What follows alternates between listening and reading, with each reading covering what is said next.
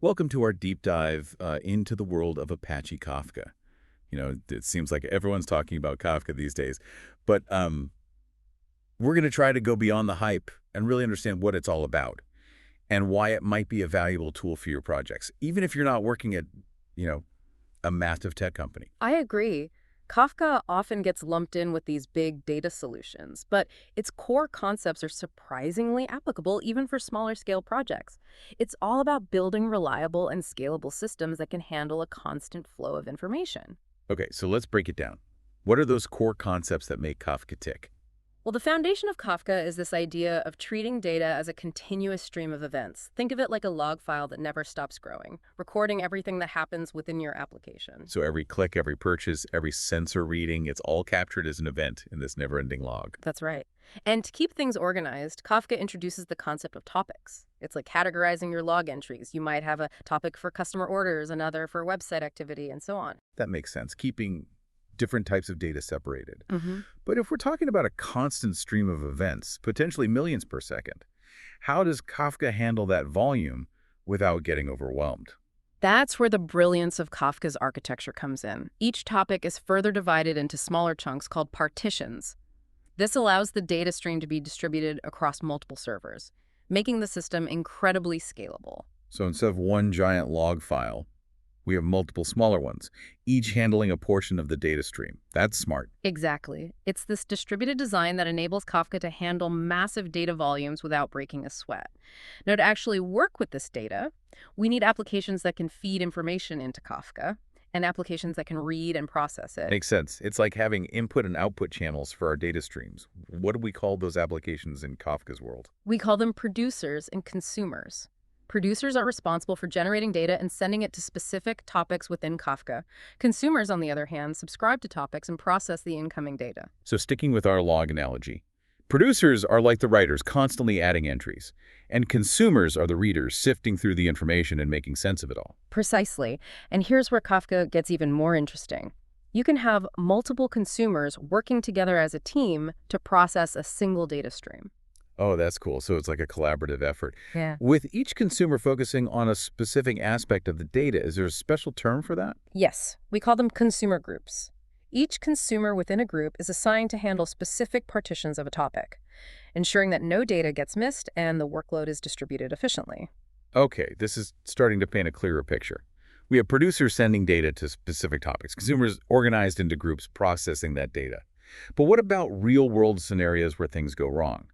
Servers crash, networks go down, chaos happens. How does Kafka handle these disruptions and ensure the reliability of our data pipeline? That's a crucial question, and Kafka has this covered with replication. Essentially, every partition is duplicated across multiple servers. So if one server goes down, there's a backup copy ready to take over. That's reassuring. Exactly. This built-in redundancy is key for applications that demand high availability and data durability. Now, if we look under the hood, Kafka's storage system is built on log segments, which are files on disk where messages are sequentially written. So it's like breaking down our never-ending log into manageable chapters, making it easier to organize and retrieve information. Yes, and to quickly locate specific messages within these segments, Kafka uses indexes, which are like tables of contents that map message offsets to their physical location. That makes sense. Like having a shortcut to jump to specific pages in a book instead of flipping through every single one. Exactly. Well, Now, we can't keep every single message forever, right? Storage space is finite. that's true. How does Kafka deal with that? Do we just keep adding segments indefinitely? Kafka gives you control over data retention policies. You can define how long you want to keep messages based on time or the total size of the data stored. So it's like setting an expiration date on our logs, keeping the system lean and efficient. Precisely. This level of control allows you to tailor Kafka to your specific needs. This is all starting to come together, but so far we've been talking in broad strokes. If I'm a developer actually wanting to use Kafka, where do I even begin?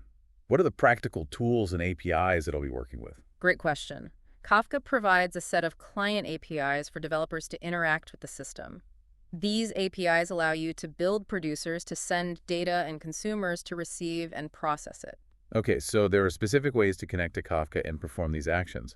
What are the key concepts I need to grasp to start working with these APIs? Let's start with producers. The core component is the Kafka producer object. Think of it as your data sending engine. So that's what handles the actual communication with the Kafka cluster. Yes. You'll also be working with producer record objects, which represent the individual messages you want to send. So the producer record is like packaging up a piece of data, adding a label indicating which topic it belongs to. And the Kafka producer acts as the delivery service, ensuring it reaches the right destination. A very apt analogy. Now, when it comes to sending these records, you have two options: synchronous and asynchronous sending. Okay, let's unpack that. Synchronous sounds like waiting for confirmation before moving on, while asynchronous is more of a fire and forget approach. You're exactly right. Synchronous sending is like sending a certified letter. You wait for the recipient to sign for it before considering it delivered. Asynchronous sending is more like sending an email. You hit send and assume it will eventually reach its destination. So the choice between synchronous and asynchronous depends on whether I need immediate confirmation that the message was received, or if I can prioritize speed and handle potential errors later. Exactly. Now, when setting up your Kafka producer, you also need to configure a few key parameters, like the addresses of your Kafka brokers, the topic you want to send data to, and the serializer. Well, that's serializer. What does that involve? I thought we were just sending simple messages. Kafka, at its core, works with bytes. So whether your data is text numbers or complex objects, it needs to be converted into a byte array format that Kafka understands. That's where serializers come in. So it's like translating our message into a language that Kafka can speak. Precisely. Kafka has built-in serializers for common data types. But you might need custom serializers or external libraries for more complex data structures. That's interesting. So to summarize, building a Kafka producer involves setting up the Kafka producer, creating producer record objects for our messages, choosing a sending mode, and handling data serialization. That's quite a bit to keep in mind. It might seem like a lot, but once you grasp these core concepts, working with the Kafka Producer API becomes quite intuitive. And trust me, the power and flexibility it offers are well worth the learning curve. Now let's switch gears and talk about the consumers. How do we build applications that can effectively read and process data from Kafka? What are the essentials on that front? Conceptually, the consumer side mirrors the producer side. You'll start by creating a Kafka consumer object, your engine for receiving data from Kafka. So if the Kafka producer is the delivery truck, the Kafka consumer is the loading dock, ready to accept incoming packages. Another great analogy, just like with producers, consumers need to be configured with the addresses of your Kafka brokers, the topic you're interested in, and the deserializer to convert the byte arrays back into a format your application understands. Right. We need to translate Kafka's language back into something our application can work with. Exactly. Now, here's where things get even more interesting on the consumer side. You have choices about how you want to consume the data. Do you want to read every message in order? Or do you need to jump around based on timestamps or specific keys? That's a good point. If I'm building a real-time dashboard, I probably need to process every message as it arrives. But for historical analysis, maybe I want to focus on specific time periods or events. Exactly. Kafka offers different methods for reading data to accommodate these scenarios. Now, another important aspect of consumers is offset management. We've touched upon offsets before. It's like a bookmark, right? Keeping track of where the consumer left off in the data stream. Yes, and Kafka allows you to commit these offsets to the system, either automatically or manually, so that even if your consumer crashes or needs to be restarted, it can pick up right where it left off. That's crucial for ensuring data integrity and preventing any messages from being missed. Absolutely. And just like producers, consumers have various configuration parameters to fine-tune their behavior, like how often to commit offsets, the maximum amount of data to fetch at once, and so on. Wow, there's a lot to consider when building robust Kafka applications. It seems like understanding both producer and consumer configurations is key to creating a reliable and efficient data pipeline. You're absolutely right. Thankfully, Kafka provides sensible defaults for most of these parameters, so you can get started with basic setups fairly easily. As your needs become more sophisticated, you can then fine-tune these settings to achieve the desired behavior and performance. Okay, we've covered the basics of producers and consumers, the engines that drive data into and out of Kafka. But I'm curious about what's happening behind the scenes. There's got to be a lot more going on under the hood, right? You're right. We've only just begun to explore Kafka's architecture and the mechanisms that make it so powerful. I'm definitely ready to dive deeper. Let's unpack some of these architectural details in the next part of our deep dive. Stay tuned. Welcome back to our deep dive into Apache Kafka. Last time we talked about producers and consumers, the workhorses of the Kafka world. Now I'm really interested in understanding what's happening behind the scenes to make this whole, data streaming operation so smooth and reliable. Yeah, it's like we've seen the front of the house. Now let's go backstage and see how the magic happens. Exactly. So where do we begin? What are the key components of Kafka's architecture? A great starting point is understanding the role of Apache's Zookeeper. It's a separate service that acts as a central coordinator for the entire Kafka cluster. So Zookeeper is like the conductor of an orchestra, making sure all the musicians are in sync and playing the right notes. That's a great analogy. Zookeeper keeps track of which brokers are active, manages topic configurations, and handles partition assignments. Wait, back up a second. We keep mentioning brokers. What exactly are those? Brokers are individual servers that make up a Kafka cluster. They're responsible for storing and managing the data streams. Each broker has its own unique ID and can host multiple partitions from different topics. So if we have a topic with, say, 6 partitions and 3 brokers in our cluster, how would those partitions be distributed? Ideally, in a balanced setup, each broker would host 2 partitions of that topic. This way, if one broker goes down, the other 2 can still handle the workload. That makes sense. It's like having backups for each part of the data stream. So Zookeeper decides which broker gets which partition. Precisely. It uses a partition assignment strategy to distribute the workload evenly across the available brokers. This ensures both balance and high availability. Now, you mentioned high availability. We've also talked about replication, where each partition has copies on multiple brokers. Are these concepts related? Absolutely. Replication plays a crucial role in achieving high availability by having multiple copies of a partition.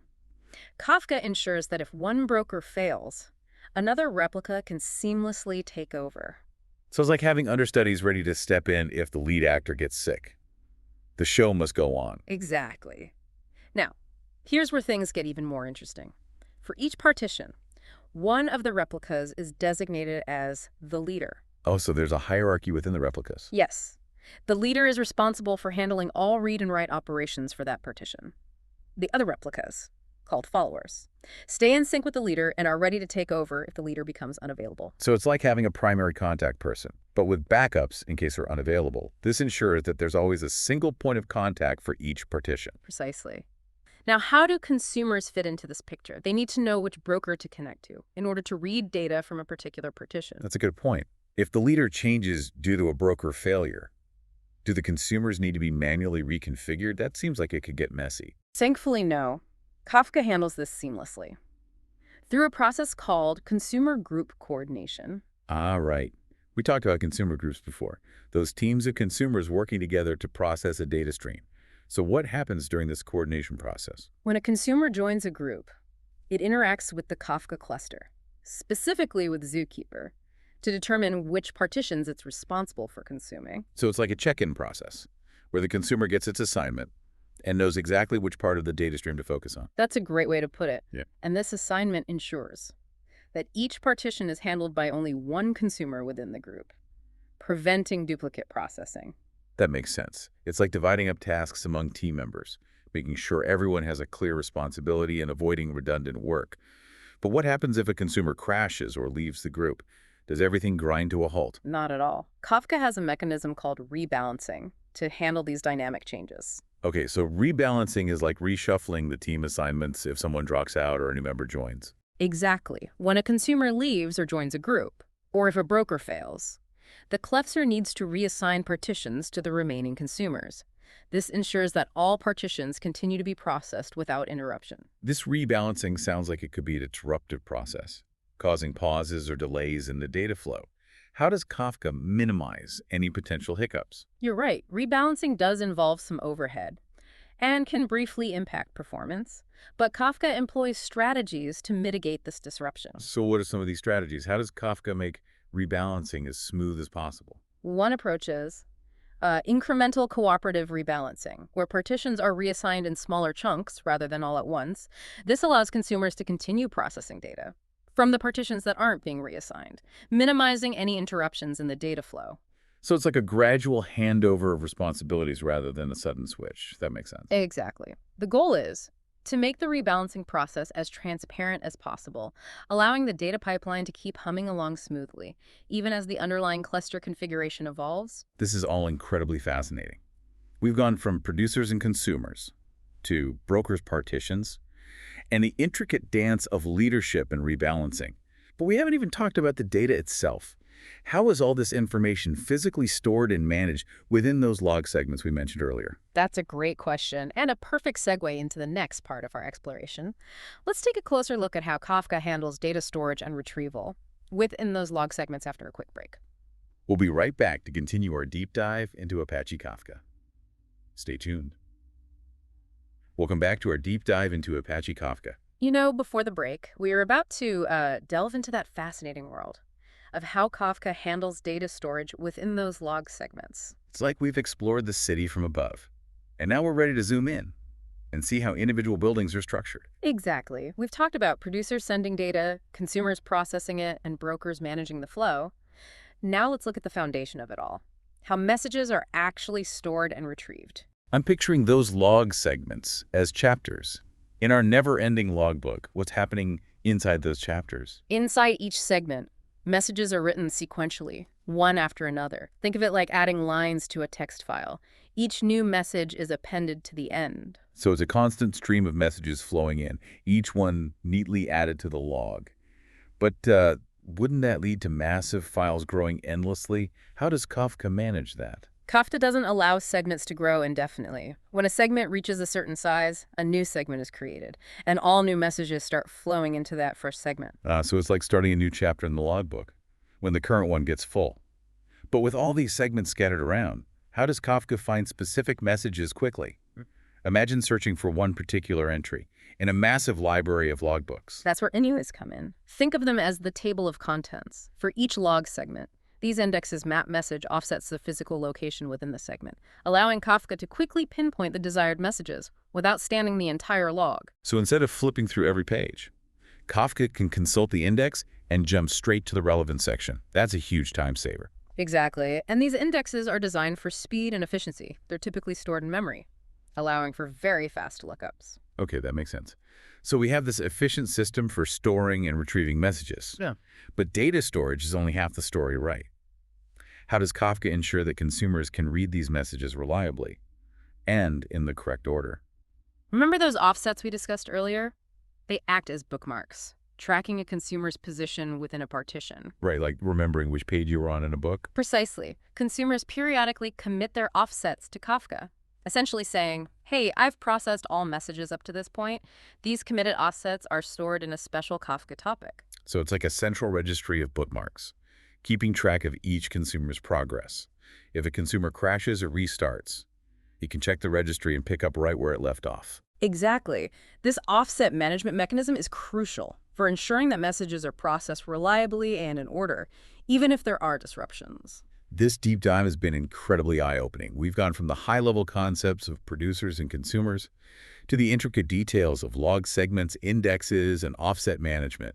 What a journey. Yeah, it's been fascinating to explore the inner workings of Kafka. It's clear that a lot of thought and engineering went into creating, such a robust and scalable system. So for our listeners who are considering using Kafka, what are the key takeaways? What makes it stand out as a solution for real-time data streaming? Kafka shines when you need to handle high volumes of data with reliability and flexibility. Whether you're building microservices, ingesting data from various sources, or performing real-time analytics, Kafka can handle it all with grace. And for those who are eager to dive in and start building with Kafka, what resources would you recommend? The Kafka documentation is an excellent starting point, and the community is incredibly active and supportive. There are plenty of tutorials, examples, and blog posts out there to guide you along the way. This deep dive has certainly sparked my curiosity. I'm ready to start experimenting and see what I can build with Kafka. I encourage you to do so. Kafka is a powerful tool, and the possibilities are endless. That's all for our deep dive today. Thanks for joining us. Until next time, keep those data streams flowing.